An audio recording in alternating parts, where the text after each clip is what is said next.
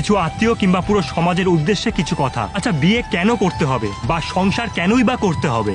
যদি গিলতেই হয় তাহলে বলবেন আমি এমনিতেই কোনো কারণ ছাড়াই গিলিয়ে দেবো, কারণ আপনাদের গেলানোর জন্য তো আমি আর বিয়ে করতে পারি না। জীবনে কোনো মতন সেটেল হতে পারলেই এবার বিয়ে কর, এবার সংসার কর, এবার বাচ্চা নে। কেন? সারা school life, college life, university life শুধু সিলেবাস কমপ্লিট করার পেছনে ছুটলাম, তারপর বলা হলো পরিবারের দায়িত্ব নে, সেটাও নিয়ে নিলাম। সবে ভাবতে শুরু করেছি যে যাক এবার সবটা ঠিক হয়ে গেছে, এবার আমি একটু নিজের মতন করে বাঁচবো, নিজের ইচ্ছেগুলোকে কিংবা ভালো লাগাগুলোকে সময় দেব। ঠিক সেই সময় বিয়ে কর। এই সমাজে এমন অনেকেই আছে যারা নিজের ইচ্ছে কিংবা ভালো লাগাকে নিয়ে খুশিতে আছে। তাদের ভালো থাকার জন্য কোনো নারী বা পুরুষের প্রয়োজন নেই, এটা বুঝুন।